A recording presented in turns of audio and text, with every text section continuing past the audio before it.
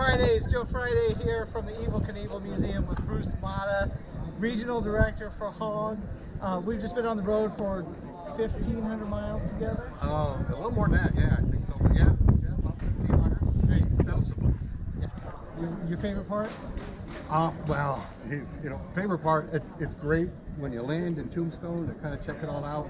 It's been great along the way, but I'm going to be honest, my favorite part, and not because you're standing here, was at the dealership in Topeka.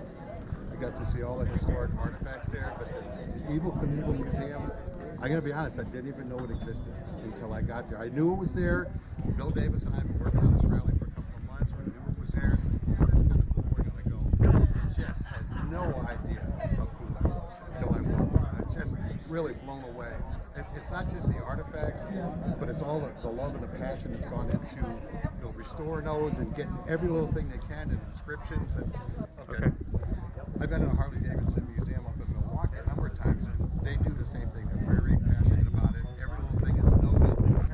And you guys are right on paradigm. It's been a great experience to go through that museum. Right on. Well, on behalf of my hometown, Topeka, Kansas, thank you so much for organizing that, bringing all those people in. It means a lot to us in Topeka, and I hope that a lot of them found value in coming to Topeka too. I really think they did. I'm not a real big Facebook guy, but I kind of push it a little bit right now, and I posted a ton of pictures of the dealership and the Evel Knievel Museum, and it was great to see the comments and people who follow me do that. And so many people said, "I never was there. I'm gonna go." Yeah, right. People said, "I gotta go. They've got to see this. It's like this jewel that nobody knows." Yeah, that's right. Listen, if you haven't been to the Evel Knievel Museum, what is the deal? It's the #1 attraction in Topeka, Kansas. It is the #1 museum in Kansas, both as rated by TripAdvisor. If you haven't filled out your TripAdvisor review yet, go ahead and do that now.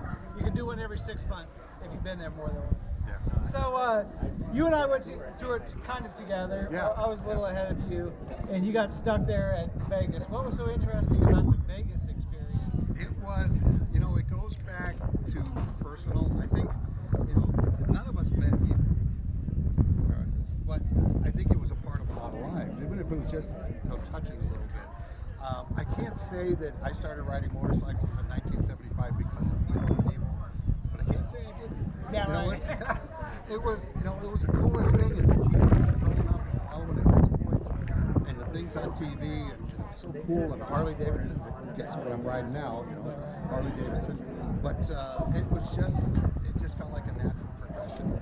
I had no idea that it wasn't just cool for guys, that girls liked it too. And then when I got out of my adolescence, I'm glad I was riding motorcycles. All right. It's kind of a girl magnet. I like that. Yes. It's a girl magnet. It is. I'm sorry, honey. I'm married. Happily married. Yeah. I'm just telling you. But the biggest thing for me goes back to just the poem stuff. Evel Knievel was just so cool. There was just nothing unauthentic about him, and that's what I think so many people gravitated to him. But what people didn't see was the showman and the promoter, even more so. And one of the things I saw many years ago, he was being interviewed on a program, and he talked about how did he get into Caesar's Palace. And nobody was getting into Caesar's Palace. It was a new property. They weren't booking things. Vegas wasn't Vegas really back then. And he said that he called up the owner and he said, "Hey, I hear some guy named Evel Knievel is going to jump the falls of the fountains at Caesar's Palace." "No, he's not." We hung up. 5 minutes later, he called back with a different voice and a different accent. "Hey, I hear some guy named Evel Knievel is going to jump the falls." Or the fountains, I keep saying falls. Yeah. "No, he's not." Then he called back about 15 minutes later and he says, "Hey, some guy named Evel Knievel is supposed to be jumping. You know anything about it?" "No, but if he calls, I'm going to hire him." So, I mean, what a promoter, what a showman. And of course, the jump was legendary, not for all the right reasons, but man, he said he was going to do it, and he did it. And people gravitate to people like that. I mean, sometimes it seems like it's missing right now. I kind of wish he was still here with us. Yeah, me too.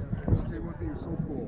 But I mean, that was one of the things that, other than following the exploits, having the toys and all the stuff, the Snake River Canyon, the jump, I mean, the whole country just waited for that to happen. It was just well, thanks for coming to my museum, and I'm looking forward to coming to your museum.